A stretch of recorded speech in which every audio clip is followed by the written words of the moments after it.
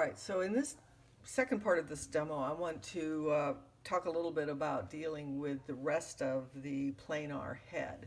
And you can see from the first, I have done a few things. I've added some value in the background. I've readdressed and continued working on some of the shading. That does require some building up, but you can see that I'm achieving 3 value changes within that dark area. This lighter area on the cheek area is still within the shadow range. That may get adjusted a little bit more as I continue to work. So now I'm going to work on this side. And what is important to see, and I think it's easier to see on a planar head, is that on the light side, it isn't all just one value. The light is hitting most directly right here on this plane, on the side of the head. And then as the head turns, it gets a little bit darker. That's a very, very subtle change. But if I were to create the same value all the way across, the head would flatten out. And so in order to make it feel like it's turning in space, I've got to generate those value changes, even though they are subtle on this side. Another thing I'm doing with the background, and as I begin to fill this in, I may have to adjust this background.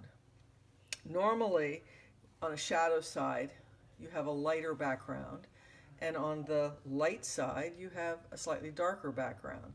This all is in helping create contrast so that the image is more visible. That doesn't look that way in the photograph. In fact, if anything, this looks darker than this. So we're actually reversing this, what I'm seeing in the drawing. So again, just like before, I've already given the face a general value, and I'm going to continue to work with this. Again, I'm using an HB3B light pencil, and as it's moving back, this value is getting a little bit darker. So I'm going to continue to build this up. I'm probably not going to do too much to this quadrant of the face here, just those areas that are beginning to turn away.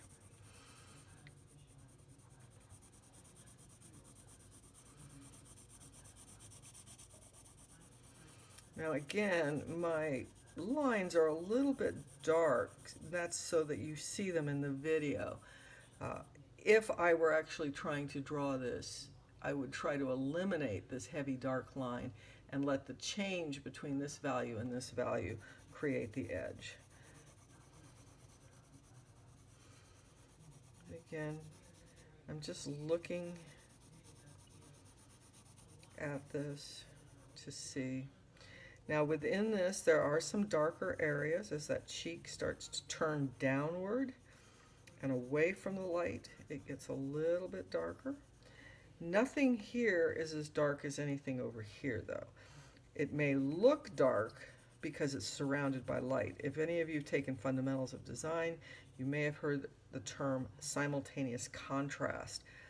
What's happening is areas surrounded by light will appear darker, whereas dark areas surrounded by dark will appear lighter. And that's kind of what's happening here in this drawing.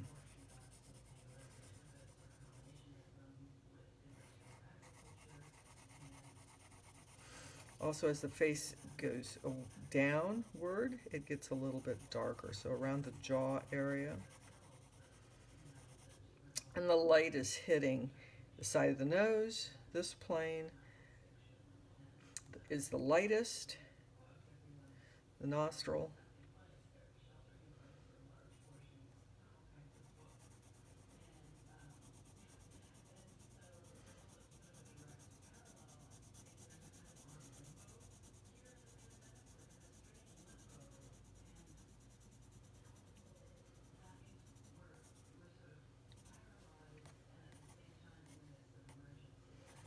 I'm going to switch to a pencil that's a little bit darker.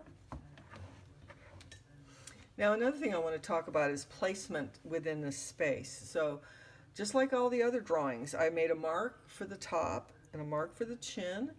Then I measured on my photograph the widest part, including the ears. And then I turned that to see where it lined up on the skull. I came back, took that measurement on my drawing, and then made the same measurement here. So I at least had 4 marks, the top of the head, the chin, and the 2 widest parts. From that point, I actually started kind of doing a contour line of the outer edge, using the ears as sort of landmarks, and then put the eyes and other marks in.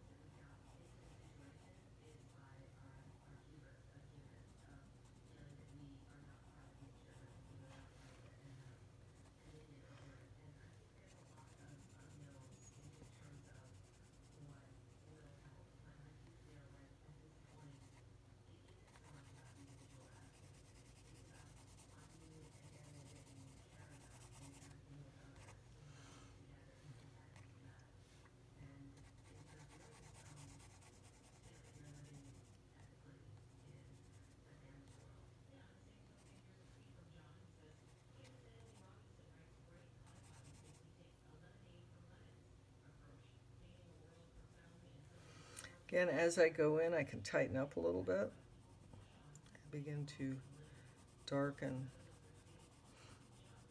those areas,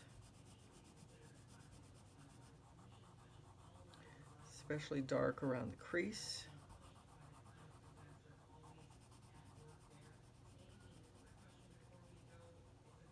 And again, as you darken and as you get a little more detail, your marks get shorter and more specific.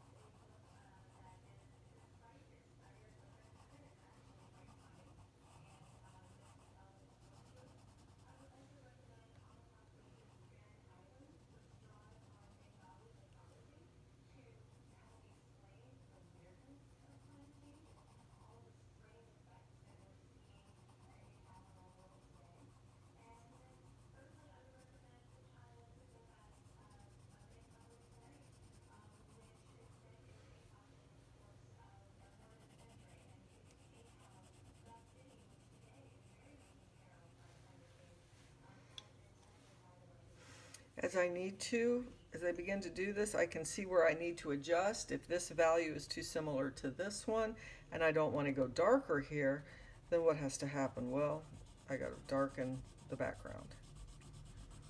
So I'm going to work on giving that another pass.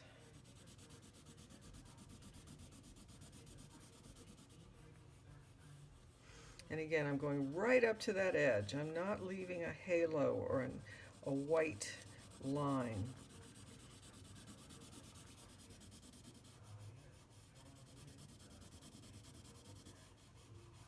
There may be places, like in this middle area, where the two values kind of merge. You can see that happening a little bit in the photograph. That's okay.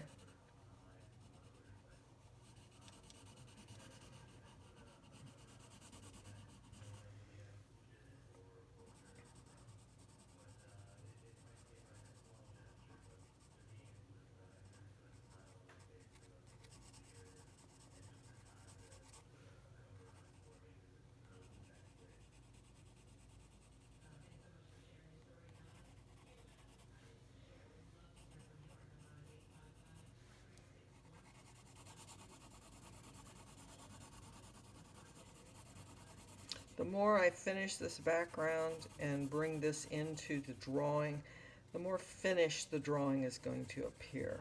So it's not just something to forget about. You really want this drawing to look finished.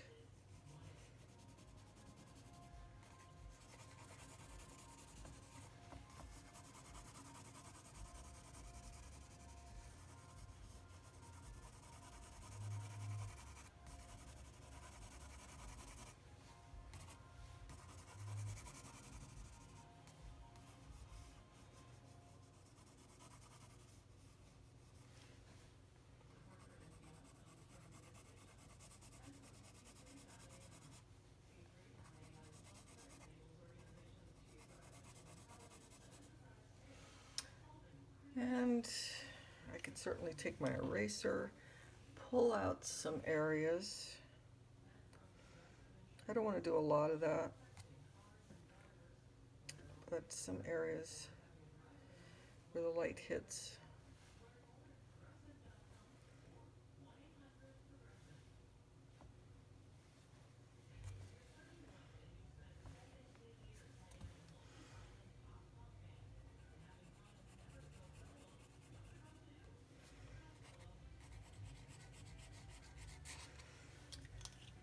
And the drawing is just about finished. So this is the face for the